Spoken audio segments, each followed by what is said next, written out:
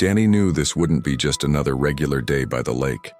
Not after those letters, not after their threats. He gripped the steering wheel of his boat, knuckles white against the worn wood.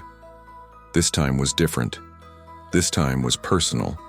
He could feel their eyes burning into his back as he maneuvered his boat towards the center of the lake, their whispers riding on the wind like so many bats taking flight. "Thought he'd be scared off," he heard one of them say. "See if he takes the bait," said another. And he did. He took the bait. Not because he was afraid, oh no, not by a long shot. He was here because he had nowhere else to go. This was his spot. It was his solace, his peace of mind. And by God, he wasn't giving it up. The old wooden boat cut through the waves, leaving a trail of white foam in its wake. With every stroke of the oars, the angry faces on the shore receded into the distance, replaced by the calming expanse of the shimmering water. This was his sanctuary. He had bought this lake years ago, poured every penny of his savings into making it his own, a place where the sun warmed his skin without judgment, and the fish bit freely without malice. It was his achievement, his success, his triumph over a life that had dealt him nothing but losses. But now, as he settled into his routine, the usual tranquility was tainted by the knowledge that he was being watched, judged, condemned. This day was different. He cast his line, letting the hook sink beneath the surface. In the quiet moments, the murmurs from the shore grew louder. He could hear their frustrated whispers, their anger vibrating through the water, reaching out to disturb the peace he so carefully cultivated. But he didn't budge. He baited his hook, not with worms or minnows, but with a fierce determination, the kind that comes from knowing your corner and refusing to back down. On the shore, the men were losing patience. Their faces, contorted with rage, were etched with frustration, as if their displeasure could somehow seep into the water, drown out the birdsong, and force him out. Some paced restlessly, others leaned heavily on their rods, their bodies tense. Among them, a sense of unease was spreading. It was clear that Daniel was not going to leave voluntarily. Not today, not ever. But their anxiety wasn't born out of genuine concern for the lake. It was pure selfishness, a desperate attempt to cling to their perceived superiority. They had rules, they said. Rules about what they could and couldn't do on the water. Rules they had made up. Rules that applied to everyone but themselves. Rules that had no bearing on the law or reality, but were nonetheless as real as the hate that fueled them. Daniel felt their anger, but he didn't flinch. Instead, he closed his eyes, breathed in the crisp air, and waited. He knew the law was on his side, that the lake was his and theirs, that they had no right to dictate how he lived. But he also knew that sometimes you have to show people the truth, not tell them. So he waited patiently, letting their hubris build, waiting for the moment to unveil the facts. The silence stretched, thick and heavy, broken only by the gentle lapping of the water against the boat. And then, as if sensing defeat, the men began to disperse, melting away into the woods, their voices trailing behind them like wounded animals. One by one, they retreated, leaving Daniel alone with his thoughts and the fading echoes of their discontent. As the hours passed, the initial irritation that had colored his day began to fade, replaced by a deep sadness. Daniel understood that these men weren't bad people, not inherently. They were decent folks who enjoyed a good day of fishing and cherished the tradition it represented. But their traditions were built on exclusion, on the subjugation of others, on the belief that the world was divided into us and them. He knew he had to make a change, to break the mold that had trapped him and generations of his ancestors. He wanted more than just a good day's fish. He wanted respect, understanding, and most importantly, equality.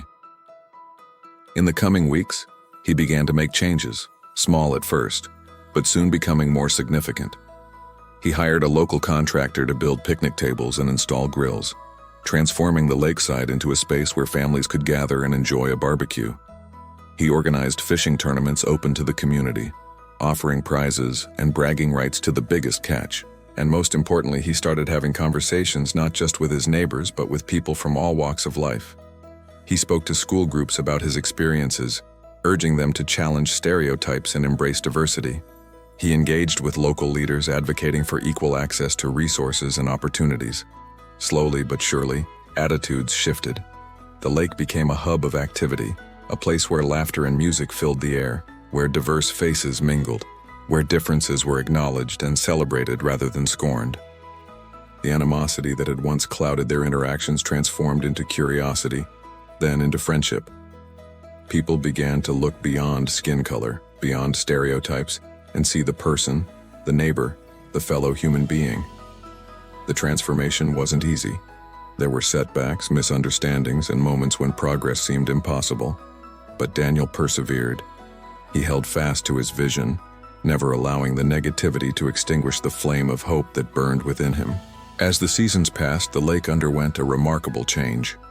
It was no longer a divisive symbol, but a unifying one. The very ground where hostility had festered now echoed with the joy of children playing, the rumble of community barbecues, the applause at local events.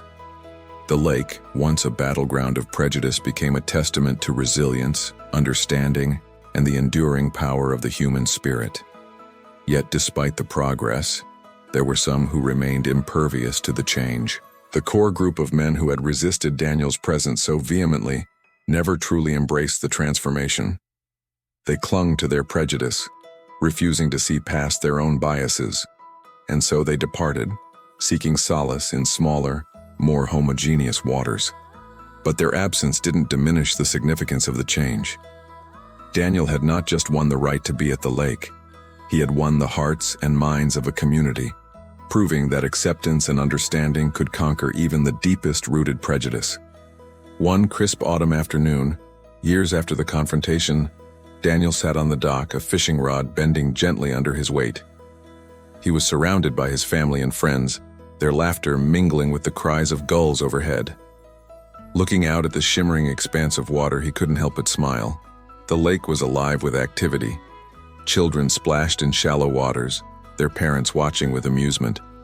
Couples strolled along the path, sharing intimate moments. The very sight warmed his heart, reminding him of how far they had come. From that day forward, the lake became a symbol of unity, a beacon of diversity, and a constant reminder that prejudice could be overcome. Daniel's quiet act of resistance had not just secured his right to fish in the lake, but had transformed the very fabric of the community, weaving together acceptance, understanding, and equality. As the sun dipped below the horizon, casting long shadows across the water, Daniel knew that his journey was far from over. There were still battles to be fought, prejudices to be dismantled, and lives to be changed. But he was ready. He was ready because he had found strength in his convictions, courage in his solitude, and hope in the promise of a better tomorrow. The lake had been his refuge, but his spirit was now soaring, carrying his message of equality and understanding to every corner of the world. And in that moment, as the stars began to appear and the air grew cooler, Daniel knew that his story was not just his. It was a story that belonged to everyone who dared to dream of a better world. A world where skin color was a shade of the beautiful tapestry of life, not a barrier to belonging.